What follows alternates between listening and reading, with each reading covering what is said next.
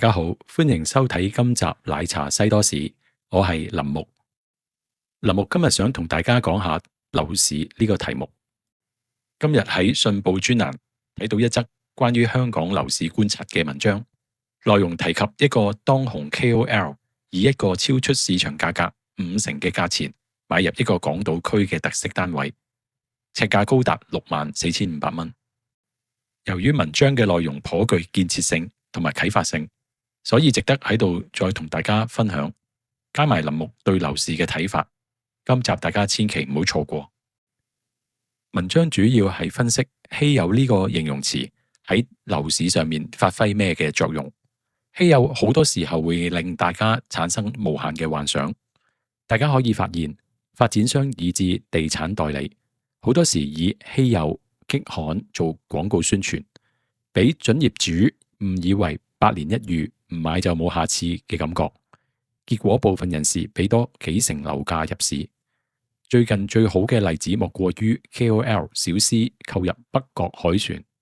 文章亦都解構咩叫做港式地產文學。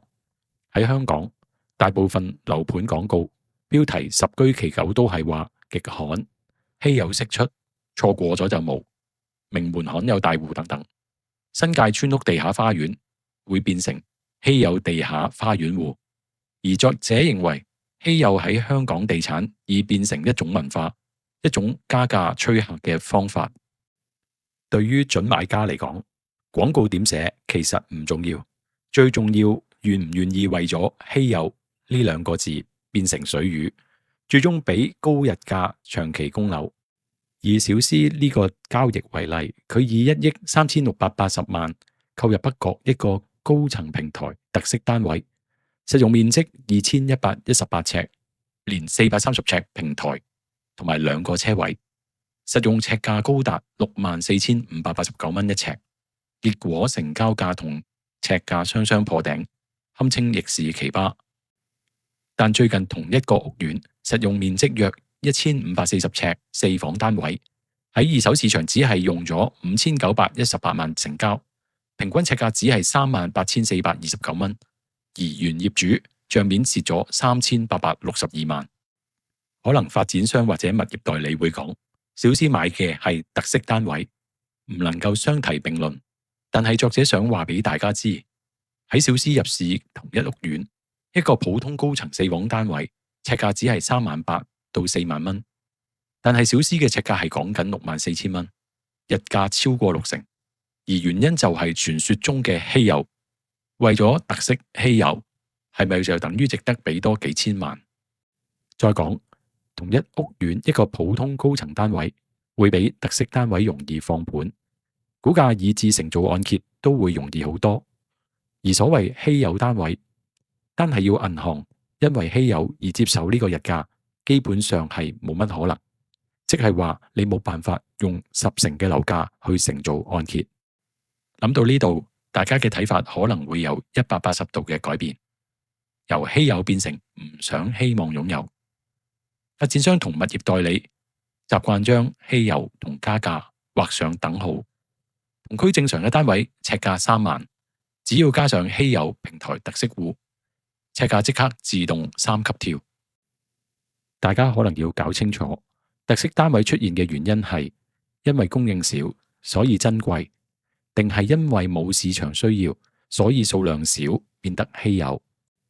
其實喺金融市場上面，往往係有另一個解讀：選擇少，流通量低，二手接貨困難。所謂特色資產，往往喺關鍵時候就變成奪命金。因為當業主出現資金壓力，希望放盤折現嘅時候，市場就會好誠實咁用參考成交不足或者同類買家有限回應你。當日你俾多2-3萬一尺，最後可能變成日後減價求售嘅折讓空間，最後損失最多。作者亦提醒大家，其實好多銀行特色產品同特色單位係有共通之處。呢啲銀行產品包括股票、外幣掛鈎票據、保險產品、外幣掉期產品，甚至信貸違約掉期產品等等。最大特色就係幫客戶度身訂造，就等同於特色單位一樣。買入嗰陣時要俾日價，但沽貨嘅時候往往需要以高折扣價先可以甩手。所以買入特色單位，如果選擇自住都仲勉強可以，但如果諗住投資升值，真係要諗清楚。每個世紀平均每10年到15年就會出現一次金融風暴，而物業係一個長線嘅投資，動不動講緊20到30年。只要當中出現一次金融風暴，你就可能輸咗一副身家，最後渣都冇。林木非常認同呢位作者所提出嘅所有觀點。林木都仲想講，今時今日嘅香港，唔好再幻想樓價可以每年升10%或者以上，每個單位可以賺百幾萬到過千萬嘅日子已經唔會再出現。加上圍標呢啲問題，其實香港買樓，姑勿論自住或者投資，已經唔係一個好嘅選擇。尤其對於年青人，入錯市可能影響你大半生，甚至終身。好多內地人要供樓供一世，甚至禍延下一代嘅情況比比皆是，絕對係一個好好嘅借鏡，俾大家引以為鑑。好啦，今集又講到咁多先。如果喜歡呢段片嘅朋友，希望你可以 subscribe、share 同埋 like。下次再見。